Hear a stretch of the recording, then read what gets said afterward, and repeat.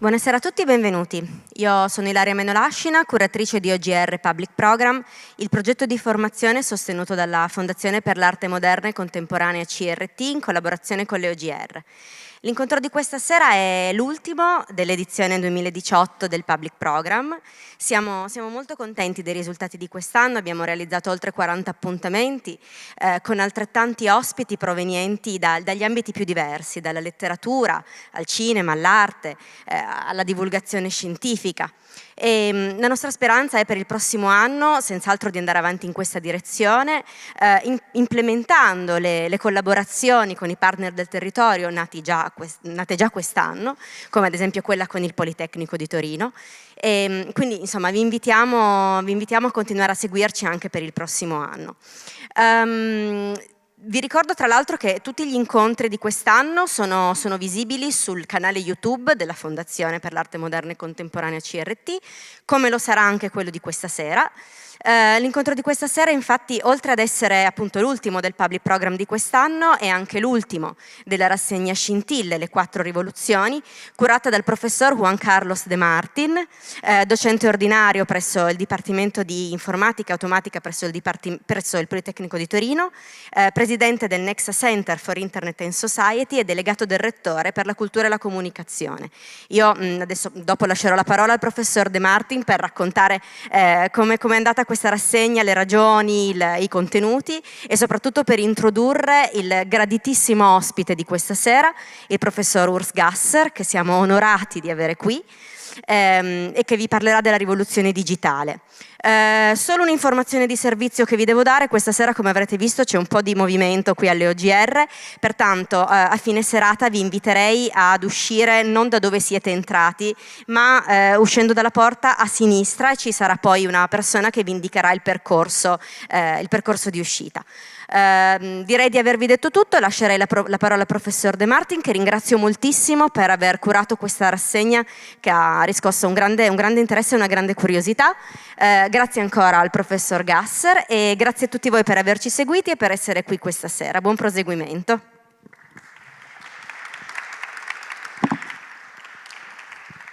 Allora, grazie molte architetto. 2 parole su questo ciclo prima di presentarvi lo speaker di questa sera. Quando la Fondazione mi ha chiesto di provare a pensare un piccolo ciclo di incontri, alla fine sono stati 4 incontri all'interno di questo public program più ampio di cui vi ha parlato l'architetto, e ho pensato di proporre dei temi ovviamente vicini a quello che faccio. Io sono un ingegnere, insegno al Politecnico, mi interesso moltissimo quindi di tecnologia e di scienza, e quindi ho proposto una serie di incontri sulle grandi rivoluzioni tecnologiche, tecnico-scientifiche se volete, del nostro tempo, che effettivamente poi si è concretizzato tra settembre, primo incontro col professor Giacca sulla rivoluzione genetica, poi seguito da un incontro con la professoressa Quaglio sulle nanotecnologie, poi la professoressa Ardizzi sulle neuroscienze e infine oggi l'incontro conclusivo sul digitale, non a caso conclusivo, perché la rivoluzione digitale, che ha le sue radici a 70 anni fa, la seconda guerra mondiale e gli anni successivi, in realtà adesso innerva tutte le altre. Potremmo dire che innerva tutti i settori produttivi, la nostra vita personale, la politica, l'informazione, però il fatto che sia l'ultima appunto è significativo, nel senso che senza il digitale anche le altre 3 rivoluzioni di cui abbiamo parlato, quella genetica, nanotecnologia e neuroscienze, sarebbe materialmente impossibile, perché sono i computer, sono il digitale, sono i dati che rendono possibile queste altre rivoluzioni, anche se di natura differente. In questi 3 incontri la formula che seguiremo anche questa volta è una formula di un relatore che tra un poco più di un'ora, al massimo un'ora e mezza, introdurrà il tema della rivoluzione che tratterà, in questo caso appunto la rivoluzione digitale, e poi se aprirà lo spazio io tornerò sul palco e ci sarà la possibilità di interagire con voi dal pubblico. In genere le domande sono moltissime perché sono temi molto ampi che suscitano moltissima curiosità, vedremo di rispondere almeno ad alcune delle vostre domande. Aggiungerei che una caratteristica di questi incontri, gli altri 3 tra l'altro, ne approfitto per dirlo, sono disponibili sul canale YouTube dell'OGR Public Program, quindi sono veramente accessibili e vi assicuro che vale assolutamente la pena andare a riascoltarli. Però una caratteristica di tutti questi incontri è stato di non semplicemente fare un'introduzione all'argomento, spesso con una qualche componente storica, e non soltanto di esaltare, come è giusto che sia, gli aspetti positivi di queste rivoluzioni, ma anche di capire i limiti epistemologici, ovvero che cosa si può dire di questo tipo di conoscenza, e anche accennare, e sicuramente lo farà anche il nostro relatore di oggi, alle domande, le sfide, i dubbi, i rischi che ciascuna di queste rivoluzioni pongono nei confronti della società, e al quali rischi che dobbiamo valutare tutti come cittadini, anche senza essere specificamente competenti esperti di genetica, di neuroscienze, di nanotecnologia o di digitale. Abbiamo il diritto di cercare di capire, il diritto di avere voce in capitolo sulle grandi scelte che abbiamo davanti, e oggi vedremo quelle che riguardano il digitale, almeno alcune, perché chiaramente i temi sono tantissimi e in poco più di un'ora non si possono affrontare tutti. Bene, ciò detto, sono io che ringrazio la Fondazione che mi ha chiesto questa opportunità, che è stata straordinariamente arricchente anche per me, al di là delle più rosee aspettative, quindi grazie molte di questa opportunità, anche di essere in un luogo così importante, così bello e così importante della storia di questa città, della storia tecnologica e industriale di questa città. Lasciate che vi introduca adesso il nostro relatore, il professor Urs Gasser. Il professor Urs Gasser, oltre ad essere un caro amico, è un giurista che ha studiato in Svizzera, poi ha perfezionato i suoi studi negli Stati Uniti alla Harvard University, dove è poi rimasto a lavorare e a dirigere come executive director il primo centro di studi internet e società al mondo, e di gran lunga il più prestigioso fino ad oggi, il più rilevante, quello con cui siamo entrati in contatto alcuni torinesi, incluso il professor Marco Ricolfi, che è il mio codirettore al Centro Next su Internet e Società, e che saluto, che è in platea. Entriamo in contatto con loro nel 2005 e nel nostro picco abbiamo provato a seguire il solco tracciato da questo centro di Harvard, che è diretto ormai da molti anni da Urs Gasser, un centro interdisciplinare dove giuristi come il professor Gasser, informatici, sociologi, psicologi, eccetera, interagiscono per cercare di capire questa profonda trasformazione che è oggetto dell'incontro di oggi. Quindi come executive director sta tenendo, non soltanto portando avanti, dirigendo le attività di questo importantissimo centro in una delle più importanti università del mondo, se non la più importante, ma anche, ed è un aspetto che mi sembra importante sottolineare, il professor Gasser in questi anni ha dedicato moltissime energie, moltissimo tempo, molte miglia di aereo a costruire e a favorire lo sviluppo di questo tipo di conoscenza sulle rivoluzioni digitali in tutto il mondo, in Asia, in Latino America, nel resto d'Europa e così via. E quindi se c'è qualcuno, forse potrebbe essere proprio la caratteristica, tra le tante, gli aspetti importanti del professor Gasser che lo caratterizzano, è una visione globale della rivoluzione digitale, una capacità di vedere come sta trasformando non soltanto l'Europa, non soltanto gli Stati Uniti, ma come sta trasformando il Latino America, come sta trasformando quella cosa complicata che noi europei pigramente chiamiamo Asia, ma che è infinitamente più complicata di così. Quindi è con grandissimo piacere che do la parola al professor Gasser, che con la sua lezione appunto concluderà questa bella esperienza di cui ringrazio ancora la Fondazione. Grazie.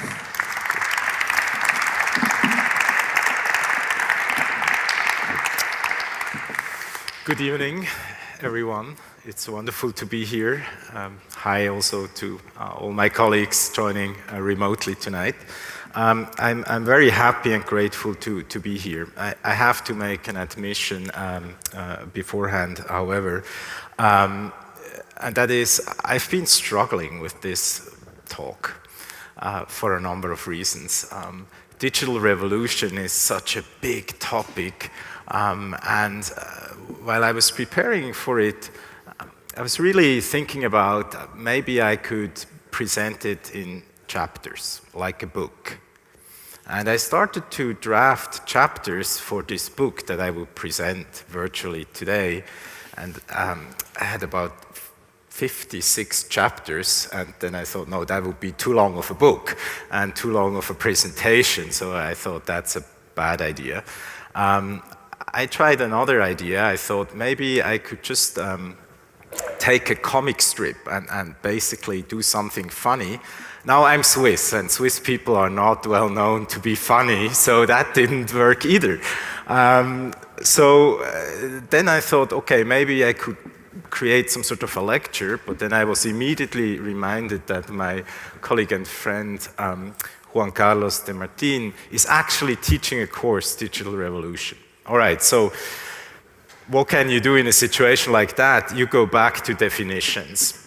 And I thought maybe there is some sort of a way to zoom in on certain aspects. And I looked at one of the definitions of the digital revolution and opened up Wikipedia. By the way, how many of you are using Wikipedia in this room, just that I get a sense? Many of you. Okay, great. And you know, if you look at the definition, it says, well, the digital revolution is really about changing the changes that occur as we go from an analog to a digital world, from an offline world to a digitally connected online world. And it goes on, the definition, and in the last sentence it says, and actually the digital revolution, like the agricultural revolution before, or like the industrial revolution before, is changing society as a whole. It changes the political system, it changes the economy, it changes everything. Okay, so that didn't help either, trying to find some sort of an elegant way in. So the last option I had, and here we go, is okay. I introduce my daughter, Ananda. Hi, Ananda, in case you're watching. You will be embarrassed, I know, sorry, forgive me. Ananda is 17 years old. She's a digital native in some ways. She really loves technology. She loves digital technology. She's using social media, and we get to know her a little bit better through this presentation. Now, what I would like to do by introducing my daughter Ananda and some of the digital tools and applications she's using is less to talk about her specifically, but to share with you, based on the past 15 years of work, as Professor de Martin described it as a researcher, what comes to my mind as I observe my daughter, my children, using digital technology. Now, by doing so, obviously, I will pick certain observations. We could talk much longer, as I said. It's more kind of an assemblage of observations and thoughts. I will not talk, for instance, about another very important part of the digital revolution, and that's what's happening that's invisible to many of us behind the scenes, often called the industrial internet, how it changes how big companies that are not tech companies originally do business. I will not talk about that, but focus more on how the digital revolution is affecting us. I will also not give a particularly technical presentation. I leave that to my friends at the Politecnico, and rather focus on some of the societal implications. So, that's the plan. Here we go. So Ananda, she has lots of digital gadgets. Naturally, most important, smartphone. As the parents among you will know, and everyone else, maybe many of us ourselves, use the smartphone. I see a few people already texting, for almost all the ways to stay in touch with friends, to make dinner arrangements, to book flights, to Google things, look things up, engage in social media, even do online banking and the like. So the cell phone, the smartphone, has become really a key tool to access the information world. Of course, young people even look at, they can't imagine why we don't have Wi-Fi everywhere, so Wi-Fi for some becomes almost like a human right. But it's not only mobile technology, of course, many young people also have laptops, or at least Ananda has one, and unlike many young people, she also has like latest gadgets using Google Home and similar systems. All right. So if you look at these gadgets, you can quickly get the impression that the digital revolution is largely about technology. And I think that's true. There is a lot of technology development involved that has enabled the digital revolution. We will talk a little bit about it, and we'll reintroduce more as we go forward. Now, perhaps the first point to remember, however, is that it's a relatively young development, the digital revolution. If you look, here, by the way, is Ananda's birthday, the green, I can't see it from here. Anyway, the green dot is Ananda 2001. If you look at some of the basic innovation that has enabled digital revolution, it goes back arguably to the early 50s. You see under the Sputnik shock, a first push in the US to develop more resilient communication networks, which led to the development of the ARPANET and later on the internet. You see a lot of important protocol work. I have to stay away from the speakers, that's why I'm just pointing to it. You see a lot of, yeah, it doesn't work. Important protocol work in the 70s, and then actually the internet as some sort of the backbone of the digital revolution in form of the World Wide Web as an application on top of it kicks off, launches in the 1990s and actually makes it accessible to broad audiences. Before, the internet was more technology for researchers. It was used, of course, for military and defense purposes and the like.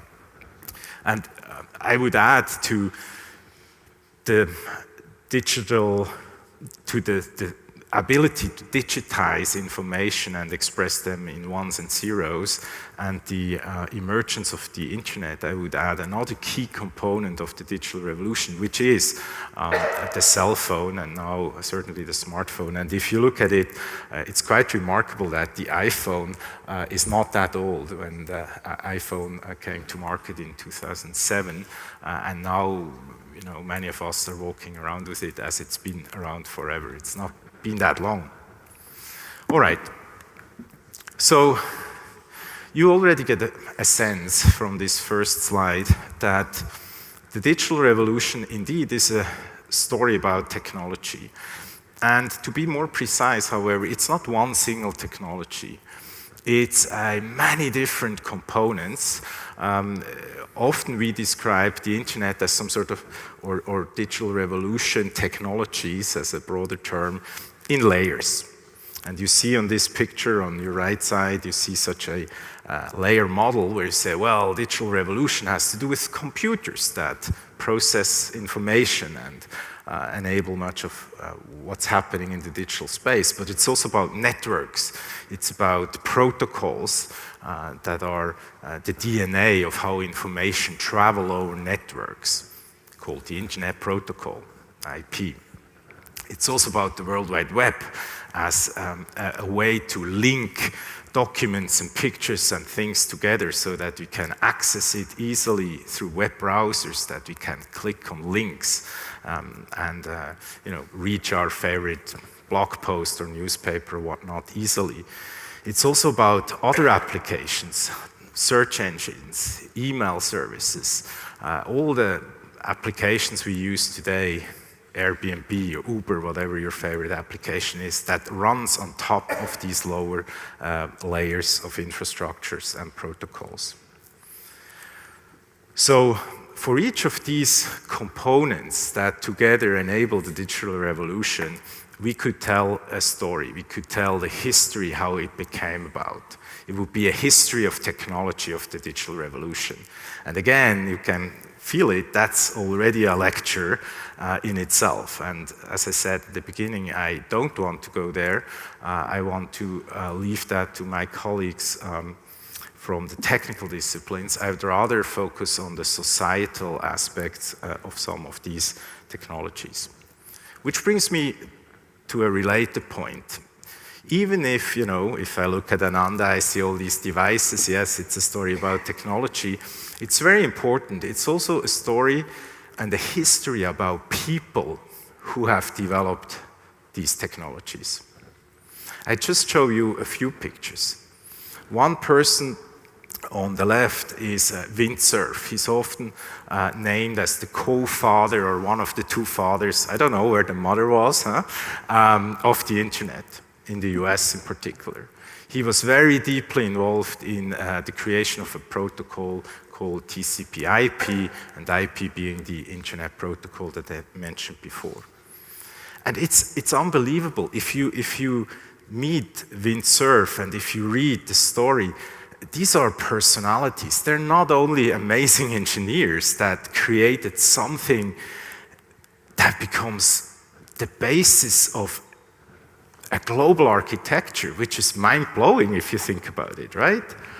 What these guys did. But they are also really inspirational visionaries that then envisioned a different way of how we can communicate and work together. Another example that I want to highlight is Sir Tim Berners-Lee, who invented the World Wide Web. You see him on the top picture here.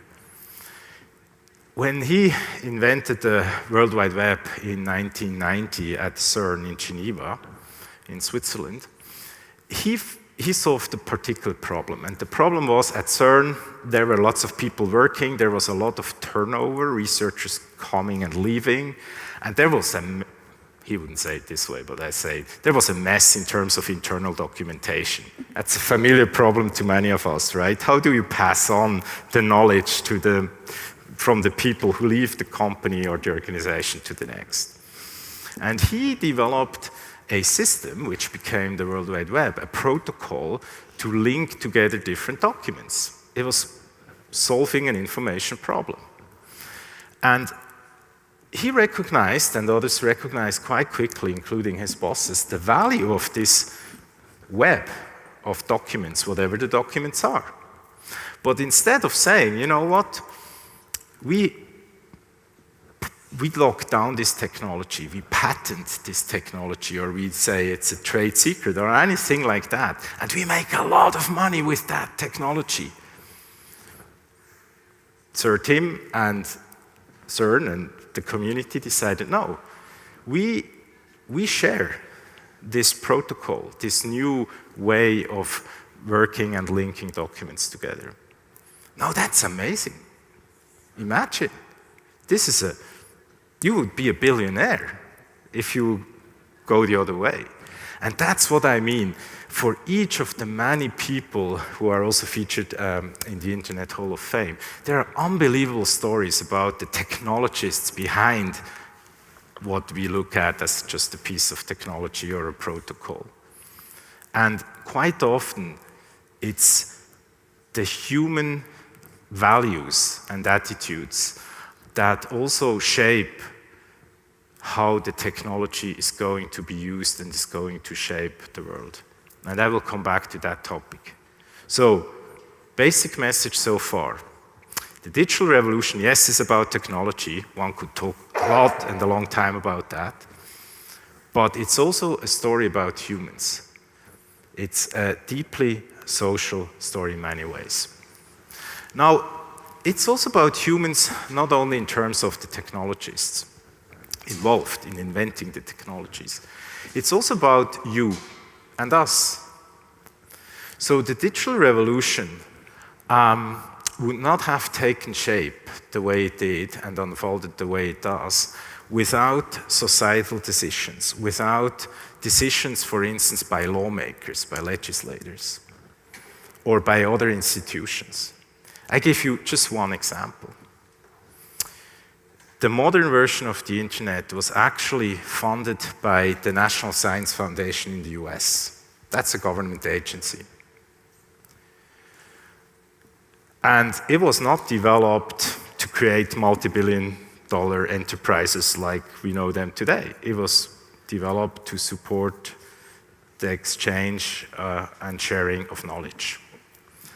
And it was a decision by the political system and by the National Science Foundation, represented through the NSF, to open up that early version of the internet, not only to share stuff between researchers and universities, but to open it up for commerce, for e-commerce. That was a societal decision by an organization, part of the government. And so, importantly, you already see, yes, technology is super transformative and influential, and we again, looking at the young people, we get the feeling they can hardly live without these things, but it's not doing anything on its own, at least so far. Get back to that towards the very end, without us as societies making decisions about it. And it's not only society at large, it's also about individual users. There was you may be familiar with that. Every year, the Times magazine is looking for a person of the year. I think this year it's Khashoggi. But back in 2006, the person of the year was you, put in a computer screen and said, you are in control of this new information world because you can create information, you can share information, you can use information the way you want. So again, point being, there is this human story that involves all of us.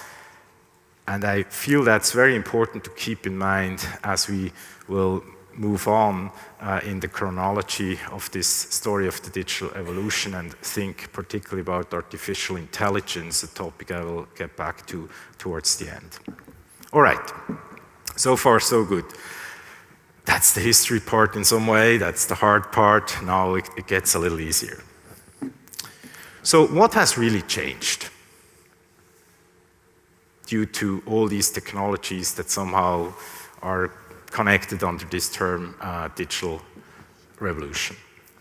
What has changed is best symbolized for me when I look at Ananda and how she takes snaps. Who is familiar with Snapchat in here? Few people. Okay, it's an app that I don't understand, to be very honest.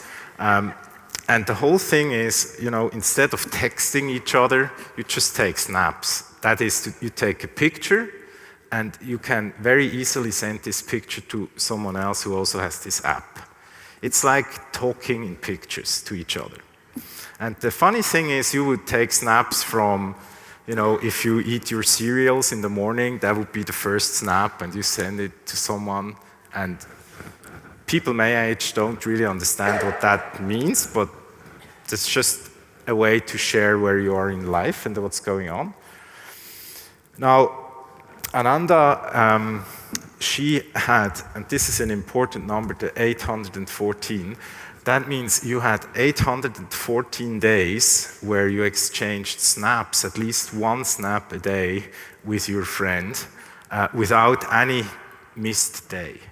So it requires quite some discipline, I would argue, but shows you, a new way of staying in touch and communicating with each other. Now, the point being, Ananda, and again, you will see other examples, has become an information producer. And trust me, she's not alone. If you look how much information is produced, this is like the most obvious sign of the digital revolution and what has changed. The amount of information that is produced. You see 2.4 million such snaps, but per minute, are created and shared. Another great number, if you look at the numbers of tweets sent, 480,000 tweets sent per 60 seconds. Another one, my favorite, 78 million emails sent per minute, and I swear half of it in my inbox. I don't know, magically they land in my inbox. So you see, this is like the order of magnitude of information production. Now, that's almost like the most obvious change. But I would argue, and in our discipline we would argue, that there are deeper layered structural changes, qualitative changes, if you will, that are even more important than just the massive amount of information that we are now able to produce, that people like Ananda and all of us are able to produce. And the structural changes in the world, imagine in a world not so long ago when you wanted to become a movie star, right? Well, to become a movie star, that was not an easy thing. You had to go through many different steps to become a movie star. And most importantly, the decision whether you become a movie star or not ultimately will be with some sort of big movie studios and executives who not always select talent according to best practices, as we know. Very different world today. We'll meet a few of these guys. Today we have YouTube. We have young people who become movie stars without any training, without even having talked to any movie studio ever. YouTubers reach millions of people, and that's just an illustration that there is a structural change in who can control, who can reach audiences over what means. You could make a similar argument about newspapers. Today, everyone can tweet.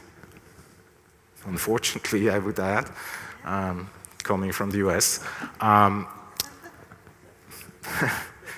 Yes.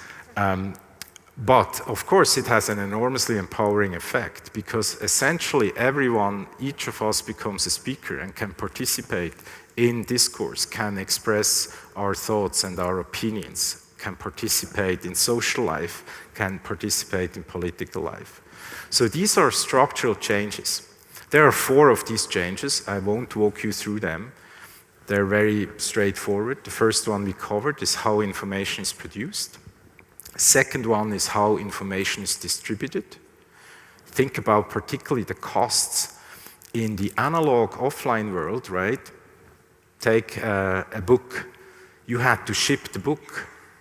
Today, you can share a PDF at almost 0 costs globally with real time almost. Huge changes in transaction costs, how we disseminate information, enormously consequential. We'll get back to that particular aspect later. Third shift is how we access information. Previously, you know, we had to go to libraries and archives. I still like to go to libraries. I love books myself. I'm more kind of a books guy, to be honest. But today we have Google. We can access Wikipedia. We can almost at a fingertip get much more information than ever before. And finally, not only how we create, distribute, and access information, but also how we interact with it is very different. Especially young people, again, are creating memes, are creating mashups, are much more interactive with content than at the time where we were all reading paper newspapers printed on paper. So you see, these are some underlying structural shifts that are very fundamental because essentially, at least in theory, it democratizes information, the world of information at large. It's no longer powerful gatekeepers like movie studios or big publishing houses that decide who can speak and publish. The technology enables all of us to do so. Now, just quickly, of course, this story is incomplete. While, yes, we have seen this disintermediation, that some of the old gatekeepers have disappeared, whether you like it or not, new gatekeepers have emerged as well. Many of the platforms that were originally just mere conduits to, host your blog or host your individual website have now themselves become very powerful platforms, themselves a sort of gatekeepers. Most famously, and recently a lot in the headlines, is Facebook, of course. Mark Zuckerberg is as powerful as a president of a country in many ways. Facebook has 2.27 billion users worldwide that use that platform to connect not only with friends, but to share their opinions, to shape, to influence opinions of others, to tell their stories, to engage in news, entertainment, hobbies, to learn from each other, a whole range of activities that are extremely important from a societal and individual perspective. 2.27 billion people. Compare that to the number of citizens of Switzerland or something like that, right? It's an unbelievable power. Now, of course, Mark Zuckerberg sits on this seat partly because of this power. This actually in front of the US Congress, where he had to report and talk about things that don't go well in managing this power. One problem is that you have people who do bad things to each other using that platform. You have people who harass other people, you have bullies, you have all sorts of what bad behavior can be. And the question is, if there is a powerful platform that enables people to do these things, these nasty things, does the platform have a legal, or more importantly, an ethical obligation to do something about it, to police its own community? Another problem, of course, is the business model, and I will return to that again, is largely based on tracking what these people are doing on your platform and serving them advertisement. That's the business model of Facebook. Now, that has massive complications for user privacy. Okay, so with power comes responsibility. So what's the responsibility for such a powerful platform if you're in the business of tracking individuals' behavior, and now combined with some other troubles, interference in elections in the US where these platforms are used, and Facebook is of course only a placeholder here. You see the struggle. So far we see digital revolution brings amazing changes, structural changes in how we create information and share it with each other. It disintermediates some of the old gatekeepers, but also creates new ones. New platforms and new powers. All right. Are you still with me? Still okay? All right. I realize it's already late and it's December, so but we go. Let's zoom in a little bit on this question how, existing businesses are challenged by new technology and how new businesses and business models emerge. My favorite story has to do with another activity that Ananda is passionate about, and that is listening to music. She's using a streaming service called Spotify, which is very popular. Many of you may know it as well. And the whole thing started, by the way, that we had a shared account. So I got the Spotify account, a paid account, so that my daughter can use it, with the net result that the recommendations I got for music are like terrible music. I have all the, well, I shouldn't say that, are not my taste of music, but really like, hip hop and like very different kind of music, because it was based on Ananda's music taste, the recommendations I got, and so forth. Anyway, long story short, she has now her own separate account and loves it.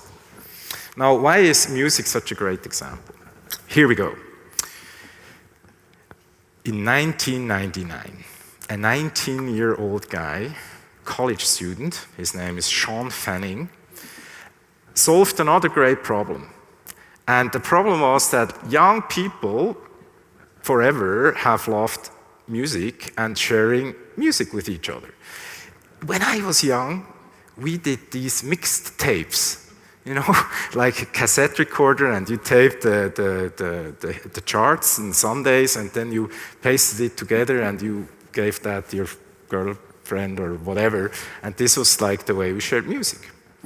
Now, Sean Fanning said, well, we live in the world of computer networks, and that was just about the time where, you remember the timeline I showed at the beginning, where personal computers made it, to the dorms in the US, in particular, to colleges. And so he thought, well, wouldn't it be neat, instead of, sharing LPs or CDs and carry them around, if we could do that online?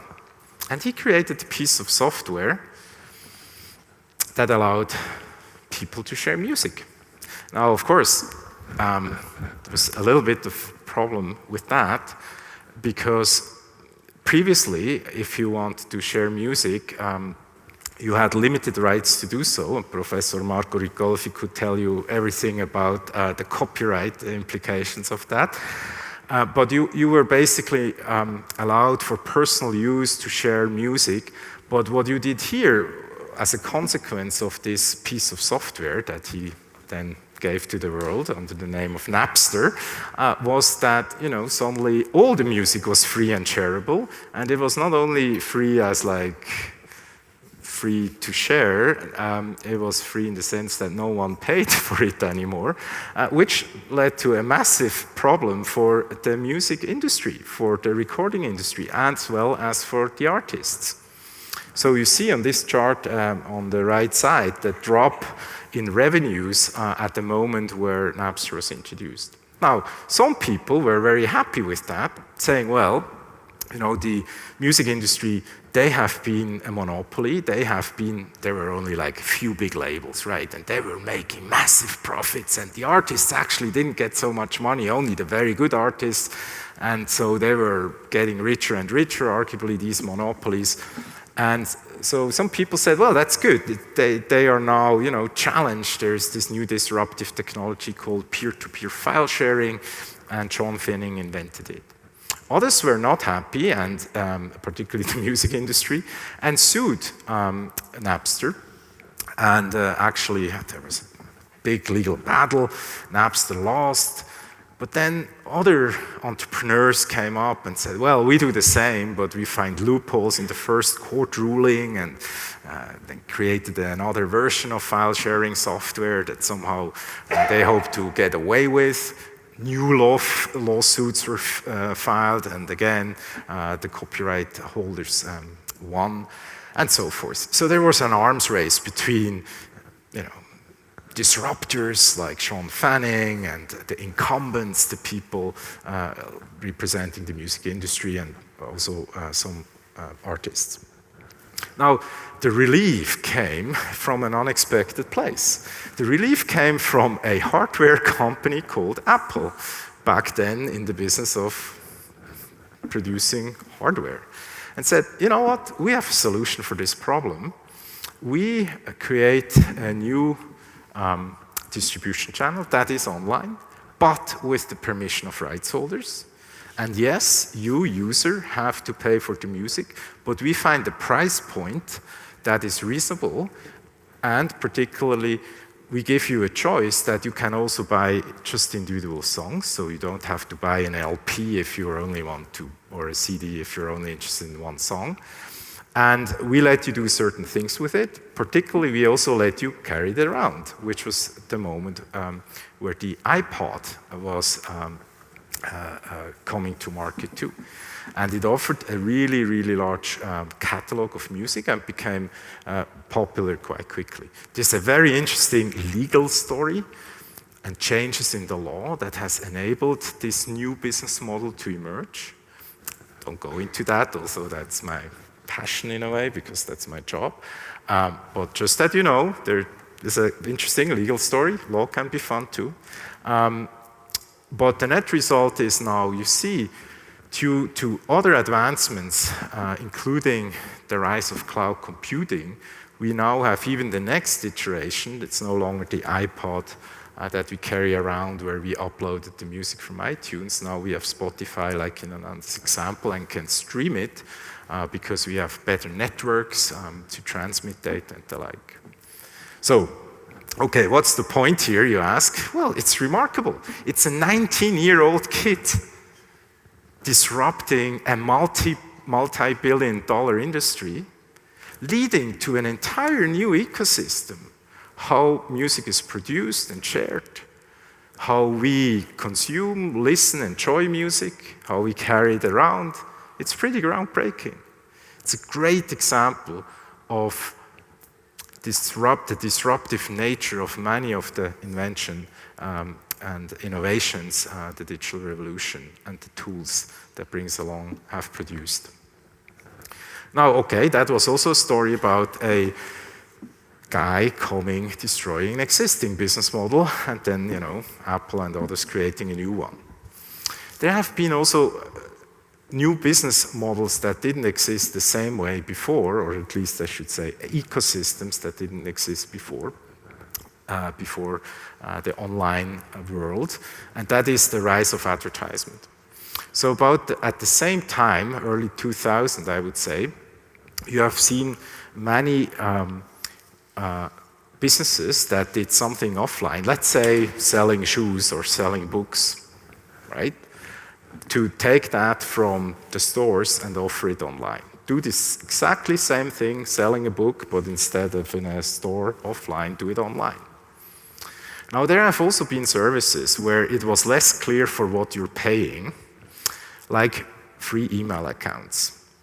Remember the time when you signed up for the first email account? I bet you didn't pay for it, but it was a free email account.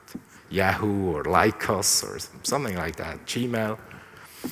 And the question became, or the arms race became, which of these free services can create the biggest number of users? Because the value was measured in different ways of these companies in this new digital economy that started to emerge. It was not who has the biggest sales numbers and the biggest revenues, but who has the biggest user base. Because there was the hope, even if today I don't know exactly how I will make my money, but if I have hundreds of millions of users, one day I will sell something or do something that will create the revenues and make it well worth the investment into this company. So it was like a big bet into future business models by building large user bases to benefit from strong network effects. Now, in parallel, however, many of these services said, well, we still have to somehow figure out how we make a bit of money. And that's the moment where online advertisement kicked in. And if you will, online advertisement, as our colleague Ethan Zuckerman, who's at the MIT, calls it, was like the original sin of the World Wide Web. Because what started from there is a whole industry, and on this chart you see just kind of a sample how many different players are involved in the online advertisement industry today. It got us on a path where many companies, including Google and Facebook and many others, are in the business of just getting better and better delivering you ads. Because that's at the core of the business model. And that had implications because in order to deliver you better ads that are personalized, that are relevant, that matter to you, I need to track you. I need to learn about your interests and particularly about your every move. And so the whole privacy mess we have today with Facebook and Cambridge Analytica and all these big debates, in a way go back to a business model innovation. Although, of course, advertisement as such was not new, but the way it was done and how it scaled was different. All right. Quick last point. New business models not only emerged in the online space, just the one I mentioned, but we've also seen that we see innovative business models with technology platforms at the core becoming relevant offline too. Most of you, I assume, are familiar with the ride-sharing app Uber or company. Airbnb is another example. There are several of these types of services. They're often called the sharing economy. The idea is that a user, let's say me, who would have an apartment, let's say in Boston, and I have a room to spare, would use a platform, in this case Airbnb, to give my access to my asset, which would be my house, because I'm traveling, to someone else, another private person who's looking for a place to stay and doesn't necessarily want to go to a hotel. So that's the basic idea of these new business models that underlie much of the sharing economy. Now the term sharing is very controversial because it sounds like something really nice. We teach our kids, share nicely. But as we know, people who follow the news a little bit, the companies like Uber are not always well known for behaving particularly nicely, particularly not vis-a-vis their employees and drivers. They're not employees vis-a-vis the drivers in particular, by not treating them well and so forth. So anyway, All right, so these are some examples of innovations we've seen and how it happened in the business, in the commercial sector. I want to very briefly just acknowledge that what I'm most excited about, or I should say certainly was most excited about the early 2000s, was less about new multi-billion-dollar enterprises. I was very excited about what this technology could bring to change how we work with each other, how we collaborate. And there is one example still around that Ananda is also excited about, and that's Wikipedia. She often uses Wikipedia, not so much on her cell phone, but more on her laptop. And Wikipedia, for those who don't know it, is really a miracle in a way, because it's an encyclopedia, like Encyclopedia Britannica, but it's entirely written by amateurs, by peer contributors. Everyone can edit it. I mean, there are also professionals who are engaged in topics, but without, a clear editorial guideline, without one publisher that is in control. So it mirrors very much these qualitative shifts that I mentioned at the beginning. And the quality of the encyclopedia that comes out is basically guaranteed through a peer review process among people who are passionate about the topic, like Harry Potter or whatever the thing is, right? Now, one of my heroes is Professor Joachim Benkler, who's my teacher, now colleague, and he made this point early on, that actually there's a potential in the changes that I described, how information can be produced in this new online environment. And the potential is that we may produce things differently and work together differently, not only either by paying money on a market or by being an employee and use some sort of a command within the firm as a coordination mechanism, but by collaborating as peers in a new social mode of production. The key word that he uses is kind of a peer-based production and peer-based commons. Professor Martin has led an effort here called Communia, a European network, also looking in some of the legal, particularly preconditions of such peer-produced environments. One example is the software you're using, the most of us are using to send emails. The underlying software is still an example of software that is not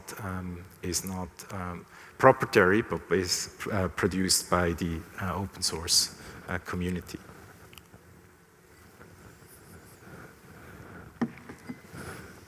OpenStreetMaps, I just put a few examples of applications or projects on this screen where it was not commercial interest, but other sorts of motivations that drove people together to collaborate globally on exciting things that they cared about.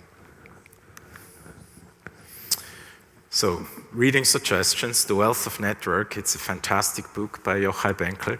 It's now, of course, we live in a different world than when this book was written, but it still shows the value that some of the digital revolution stories are not only about new problems and big problems, but also about opportunities.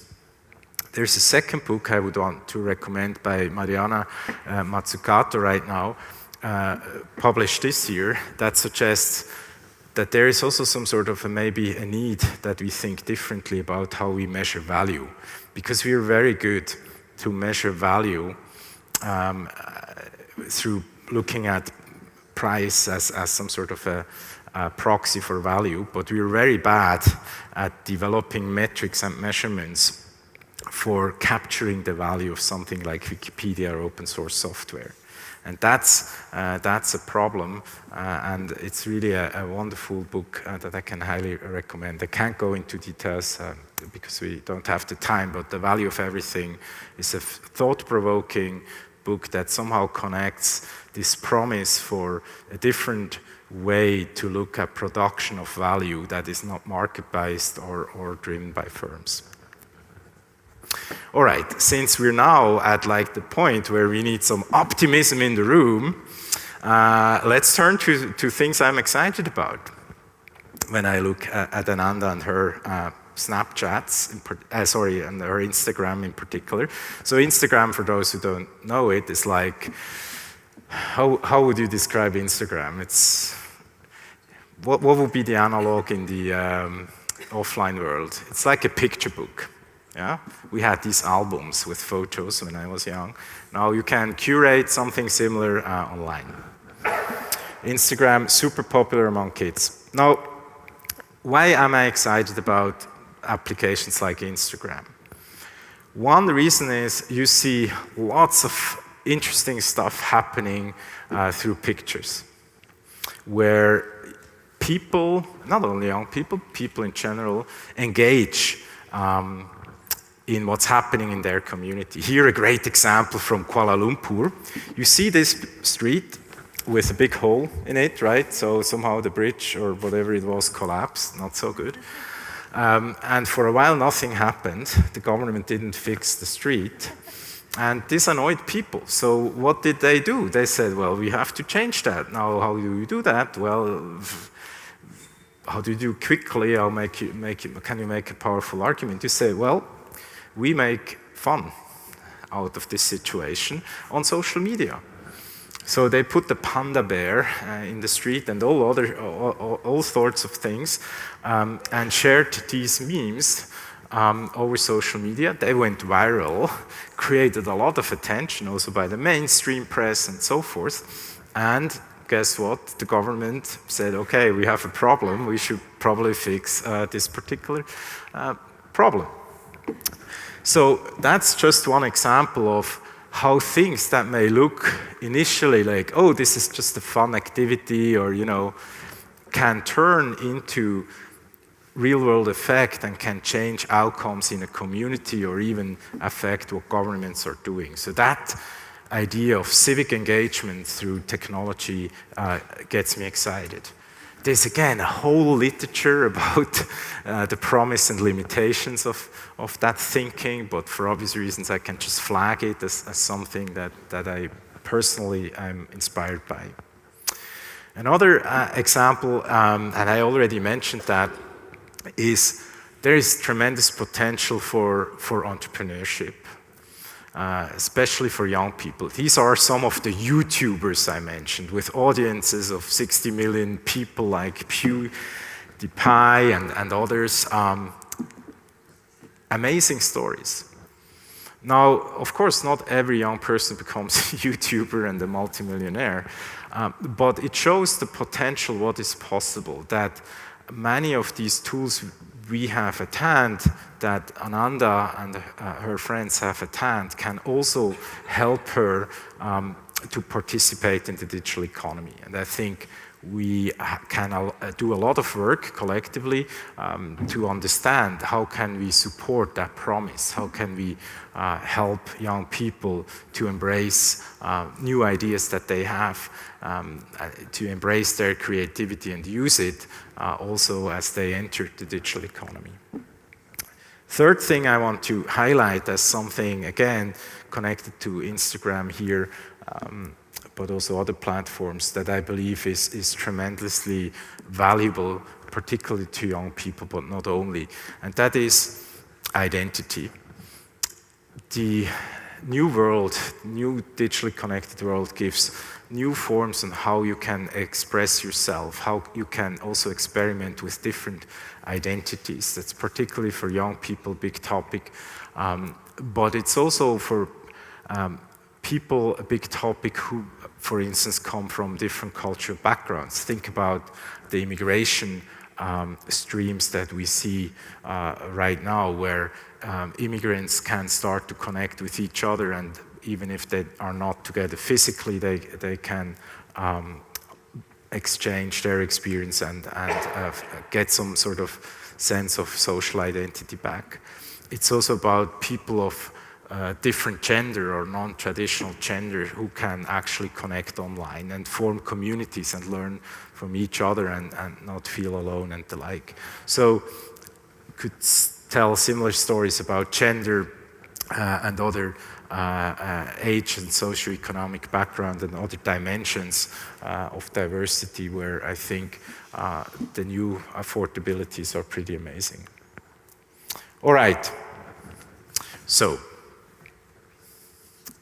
I've mentioned some of the structural changes in the information ecosystem that I would say are most significant as we talk about the digital revolution from a societal perspective.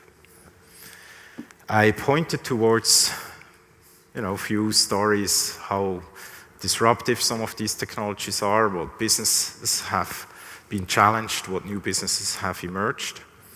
I made some references to some implications of that. Privacy I mentioned a few times. And I mentioned some of the things I'm excited about for Ananda and for the world at large. Now, the second really important point that I would like to make tonight, after the first one being technology in itself really waits us to do something meaningful with it and doesn't determine how we're gonna live our lives. It's really more about us, the human story.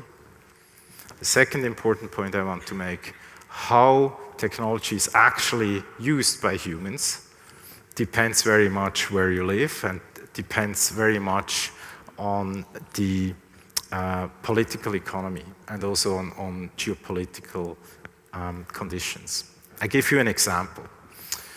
Ananda uses WhatsApp all the time, loves it, I use it too. It helps us to stay in touch as I live in Boston, she lives in Switzerland. But imagine she wouldn't use WhatsApp. Imagine she would live in China and would use WeChat. It's the same type of messenger. Well, arguably WeChat can do a lot more, but nonetheless, you can chat with each other, right? It's a messenger app. Now, WhatsApp is end-to-end encrypted, which actually protects the security of communication between the endpoints, between me and Ananda, if we text, for instance, and makes it very hard for a third party, for instance, a government, to listen in. Now, that has created lots of problems in the US and around the world with law enforcement because, of course, also criminals learned about how secure this channel is, or terrorists, unfortunately, and using the same technology for bad purposes and to keep secret and hide from law enforcement. But overall, one could say, of course, it's a good thing to have encryption because it enhances security and privacy in communication. Very different in the case of WeChat, where you see a screenshot here, where the government would censor keywords that are not appropriate to talk about from a governance perspective and delete or censor these keywords in the chat service. Now, I'm not making the comparison to make a judgment, although I could, but the broader point I want to make is you see the same, roughly the same idea and the same technology, two very different outcomes, which illustrates this point that so much depends on the environment in which technology is adopted and further developed, what the outcome is and how it can be used and what effect it has on people. Related story to that is, I'm sure some of you may have read these news as well, that in China there is a new social credit scoring system in the making that would collect essentially all information available. So for instance, do you pay your taxes on time? Do you have, traffic rule violations? Are you speeding, driving too fast? Or do you do volunteer work to help elderly people, let's say? Or what do you post online? Are you talking critical about certain things or not? Take all these inputs, create some sort of a database use an algorithm to digest all this data to create a prediction score, essentially saying whether you're a good citizen from that perspective or not, that then would affect the likelihood whether you get a loan from a bank if you need one, or whether you're admitted to a school, or your child would be admitted to that particular school you applied to, or what kinds of government services you get, and so forth. So relatively scary stuff. Clearly, in the spirit of a surveillance model, where the government is watching you very closely and tries to track and aggregate all it can learn about you. Now, that's one outcome of tracking people. Now, on the other side of the screen, you see a screenshot from a government report in the US. And it's interesting, in my view, because it has some similarities how these two charts look like. The one on the right-hand side shows similar types of data collection. It's not identical, but also fine-grained and granular, also with the idea to aggregate data and create a profile about you, but for commercial purposes. That's actually a report from 2014 describing what's happening in the US with data brokers that trade and sell our data and our dossiers.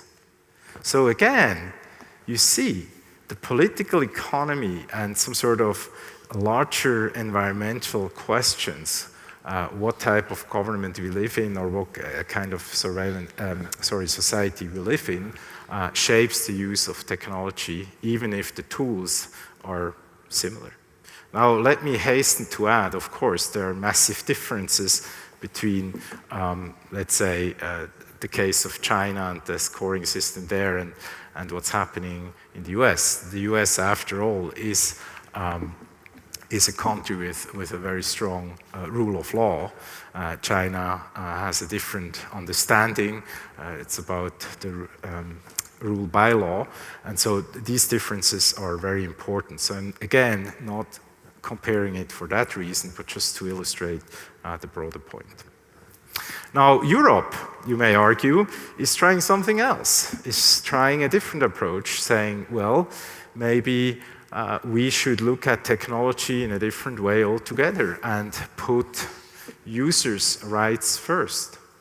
You can look at the GDPR, the General Data Protection Regulation that has been discussed so much recently, as an example to make a statement and say, no, we are not allowing either the government or companies to use technology in either one of these versions, but we want to put citizens first and consumers first and protect their rights. That may be an alternative way to look at it, and yet again, the technologies we're using are the same as we use in the US, and so it will be interesting to see what the implications longer term are of such an approach. All right. Now, for the last maybe 15, 20 minutes, let's turn to a few things that worry me, continue with what I just started. The first one is really about the implications of this tracking. Netflix is a really great example. Again, Ananda, big fan of Netflix, myself too. What amazes me about this Netflix story is the predictions are so good, the data that is collected about what we like and how we click and what shows we watch and when we stop, when we hit pause, when we go fast forward and all these things, that it even the pictures, the boxes that you get here as recommendations, even they are personalized. So I will get a different, even for the same show, a different character featured than my daughter, which is already pretty amazing. But it goes a step further.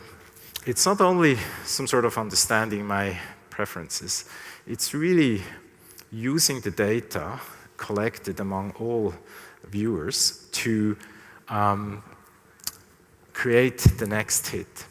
House of Cards was the first show produced based on big data and big data analysis, where the preferences in what kind of stories do people like, what kind of endings do they like in general, what characters do they like, which actors do they prefer, what pace of movie do they like.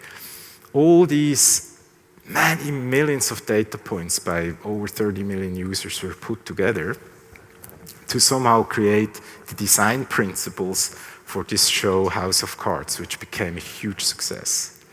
Now, you may say, well, these sorts of predictions and these sorts of models, okay, that gives us a great show, like House of Cards, but if you apply the same technology and think about predictions with respect to our voting behavior, how we participate in democracy, or how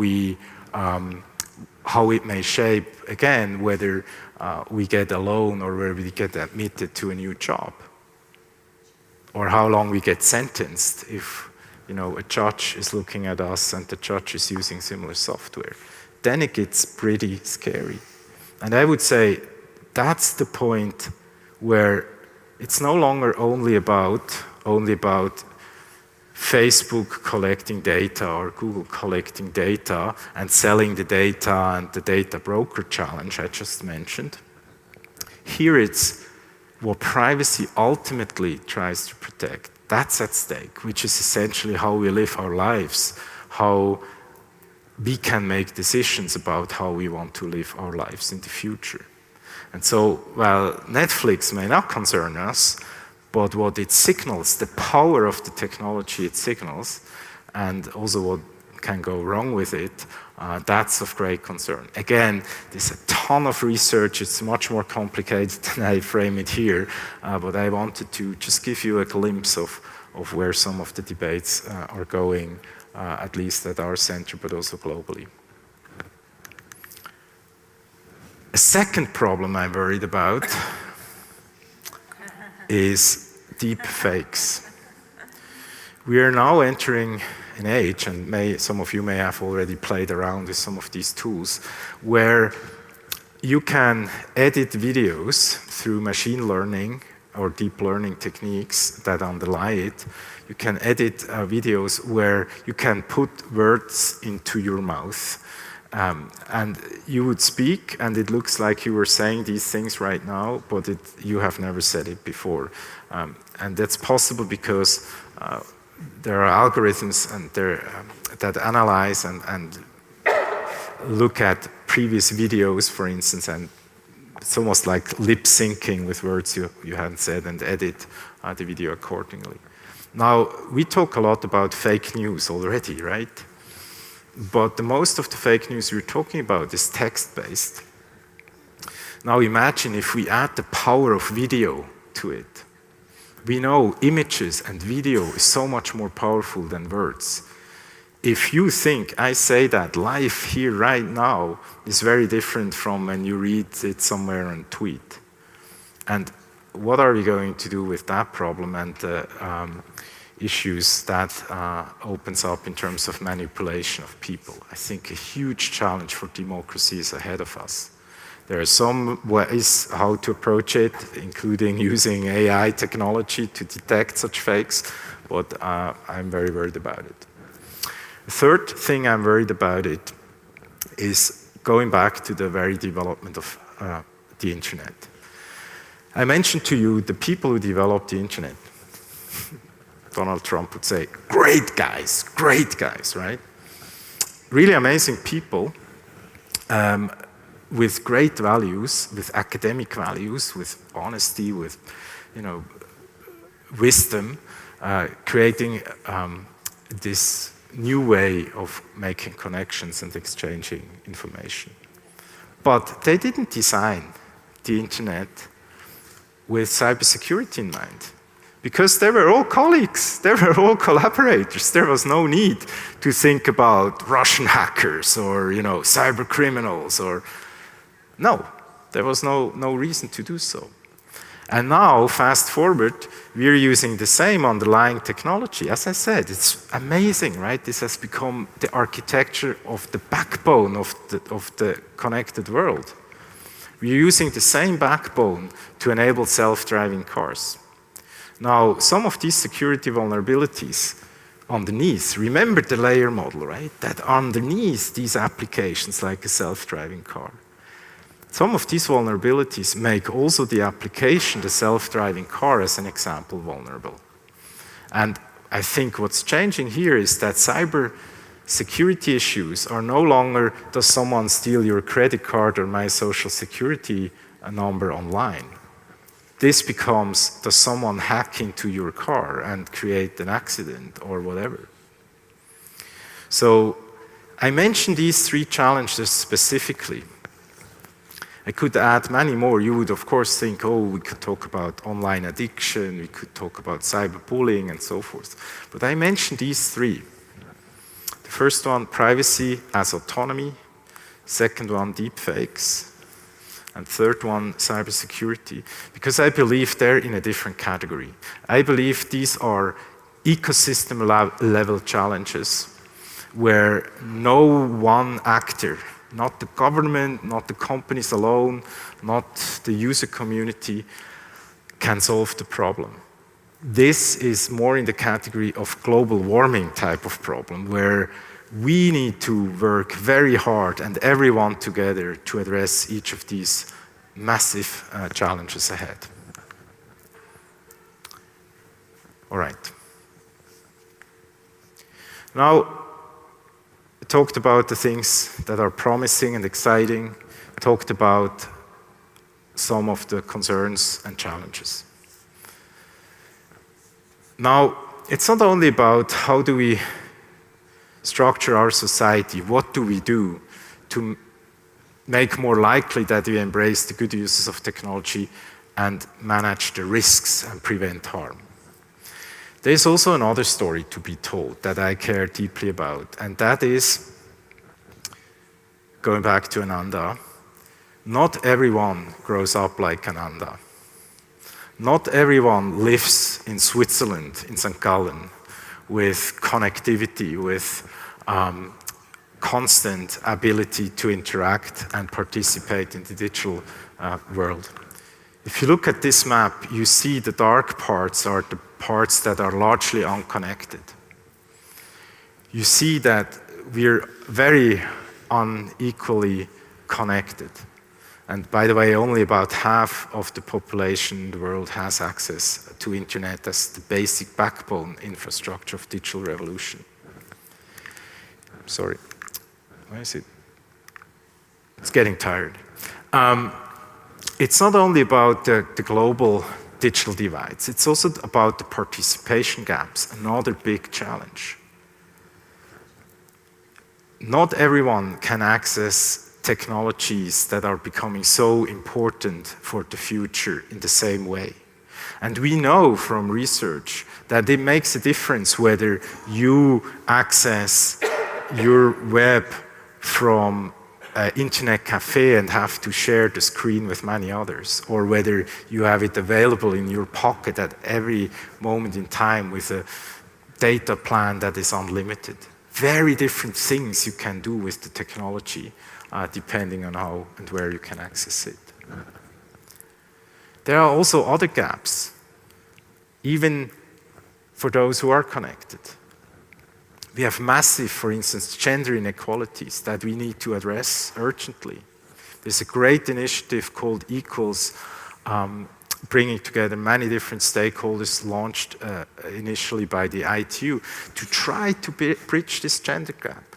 And it's not only the gender gap in who's using technology. Are women equally connected to the internet? Yes, that's part of it. But it's also about skills. It's also about the next generation of entrepreneurs. If you look just at one number, only 2% of funding, of venture funding, goes to women entrepreneurs. And then we wonder why the technologies look all like male designed, right? These are inequalities we need to address and gaps we need to close. Now, these inequalities and these gaps, whether it's digital divides between North and South, whether it's participation gaps among women and men or different people from different socioeconomic background, they matter a lot, not only right now, but for the future even more. Ananda, in her privileged situation, and again, it could also say like Urs in his privileged situation, is having access to the next generation technologies, to technologies that are based and powered by AI, by artificial intelligence, like voice recognition, personal assistance, lots of different new exciting things that we can use to improve healthcare, to provide better learning environments that we can use to increase efficiency in transportation. I already mentioned self-driving cars. But guess what? Many of these technologies, next generation technologies, build on the current infrastructure that emerges from the digital revolution. So in other words, the next revolution, the AI revolution, sometimes called the fourth industrial revolution, builds on the outcomes of the third industrial revolution, which is the digital revolution, as you may remember from the first slide and the Wikipedia quote. Now guess what? If you live in a favela, it's not the question whether you get a self-driving car transportation system, which arguably would perhaps be exactly a place where it is most needed. But the question is, do you even have the baseline infrastructure to embrace the benefits of these next generation technologies? Favelas, as an example here, they're not charted on Google Maps. A precondition for having self-driving cars, that there are digital maps available. What if not? Then the gaps of today will already shape and affect who are among the digital haves and have-nots in the future. Similarly, not only, again, the global gaps between the have and have-nots, but also within populations. Think about the future of jobs. We are at a moment where automation and AI-based technologies are threatening or are predicted to replace jobs. It's not the jobs of me and Juan Carlos that are challenged, likely. But it's jobs of people who are less well educated and less privileged than we are that actually may be threatened by technology that may be replaced. Now we can say we need to educate people. We need to re-educate people. We need to make sure that people who have jobs that are less sophisticated now can focus and become more skilled. But that's re-educating hundreds of millions of people globally on a very aggressive timeline. How should we make that happen? I don't think re-education alone is sufficient, nor do I think it's fair to put it back to the individual and say, you have to become more skilled, then you're fine. I think that's not fair. I think we will have to come up with new approaches. We need a new sort of solidarity. We may have to talk about universal basic income. We may have to consider a solidarity fund that shares some of the burden that is unequally distributed, that vice versa shares back some of the massive benefits and gains from those who benefit from these technologies with those who don't. Which brings me to the last 3-4 slides. I'm thinking a lot about this question. Ananda, what can I do for you? What shall we do for you? And if I say Ananda, I of course mean not my daughter. I mean my daughter too, but I mean all young people in this world. wherever they come from, particularly if they come from a less privileged background. I think we can talk about three things. The first one, we may think about a new sort of Bill of Rights, a new constitution, a constitution designed for the digital world. Here in Italy, you had an amazing project led by the late Stefano Rodotà, a wonderful jurist, a wonderful man, a visionary, with deep involvement from Juan Carlos and the Nexus Center at the Politecnico, drafting a declaration of rights for the internet age. I think that's an example of a direction to build upon and a foundation to build upon as we address some of the challenges I mentioned and as we try to embrace some of the opportunities. There are other efforts, other tools in our toolbox. The Bill of Rights would be largely driven from governments, constitutions, governments of the world, the people. Sir Tim Berners-Lee, whom I mentioned at the very beginning, proposes another way to look at it. Say, no, it needs the collaboration between governments, companies who have become so powerful, as I said, and users like you and me, the you and me, to enter a new social contract, to look differently at what the digital revolution is about, what we want to accept as an output or outcome, and where we want to shape it for the future. Either way, and there are other suggestions, I do think we have to work together at this critical moment in time, both in order to embrace the opportunities brought to us by this amazing digital revolution, as well as to address the consequential challenges presented by the same digital revolution. We need a new ethics, we need a new view, we need a new normative conversation and commitment among all of us to sort out these issues. With that, thank you so much.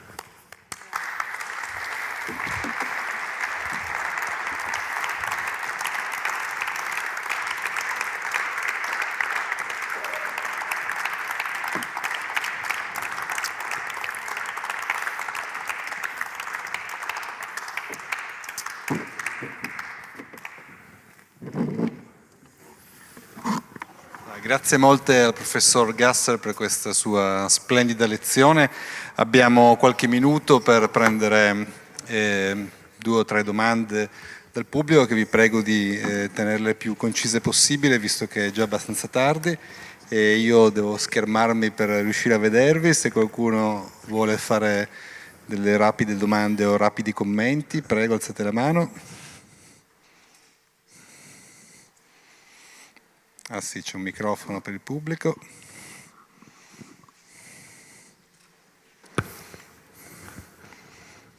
Ovviamente la domanda verrà tradotta al professore.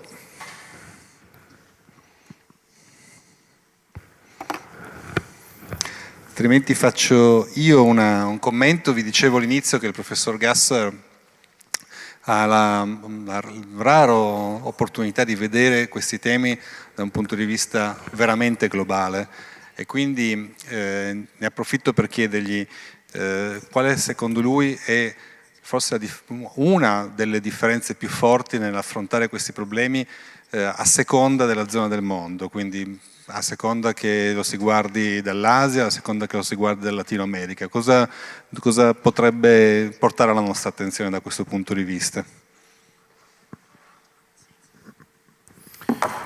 Well, thank you for the question. As I alluded to, I do think one key difference is that we have some sort of a global similarity in the technology that's becoming more and more important in our lives, right? Yes, the platform may be WeChat versus WhatsApp, but we have similar types of technological innovation that becomes pervasive, or self-driving cars, or you name it. And it creates challenges that I think are similar too, but with very important regional and local manifestations.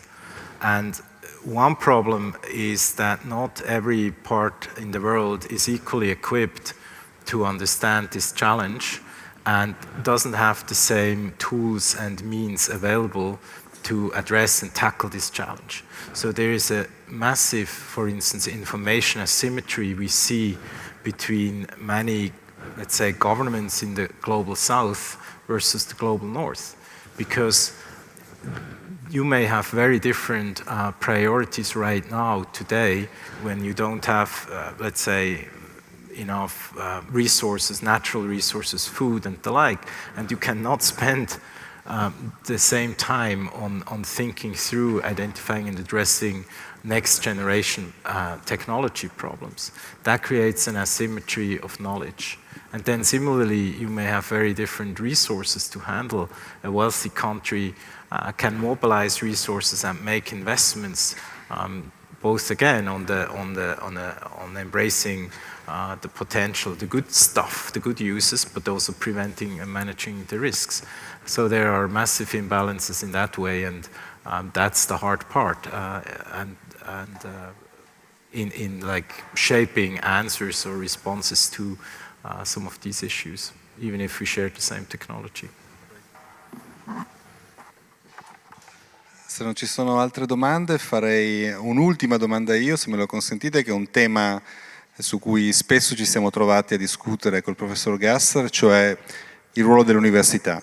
Le università sono un'istituzione particolare che in questi temi può giocare un ruolo che forse nessun'altra istituzione può giocare. Quindi vuoi provare a dirci qualche breve riflessione su questo punto, sul ruolo dell'università?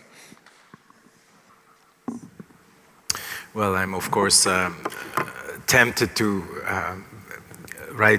give back the question, since you wrote the book on the future of the university, so you're much better qualified. But since you asked me, just maybe two thoughts, but please, I would love to hear your reactions too. The first one is that, of course, university have a special role in society because we are entrusted to bring up the next generation of leaders and decision makers and shapers and doers, whether it's people who go on and work for universities or for companies or go into the government. And many of the things we've been talking about today really also require, as I hope it came across, a more integrated view on the interplay between technology and society and human beings. So to give a concrete example, there are massive efforts on the way right now in the US, recognizing the problem that for many years the way universities produced computer scientists and engineers is getting us into trouble. Because if you only look at these things as engineering problems and computer science problems, it's very likely that you end up missing big ethical and societal implications of what you design, which may be a great design technically with horrible potential outcomes down the road. So that educational mission to me is one asset that universities have, and one also, frankly, responsibility. The second one is universities can play many different roles. Of course, we're knowledge producers, not only a teaching institution. We are also often conveners. We are also advising governments and decision makers. And I feel quite strongly that universities have, again, a special opportunity, because governments, and I've given some example, may be self-interested in these technologies and how they're applied.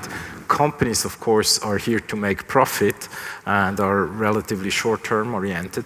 and universities are much more longer term oriented, or tend to be at least, and are also closer to the public interest and more of some sort of have a different normative stand in all that I think will be hugely valuable, also again looking at some of these global gaps that we need to close. Benissimo, nell'interesse del tempo direi che possiamo concludere qui questo incontro, quindi grazie ancora al professor Gasser, grazie molte per la sua lezione.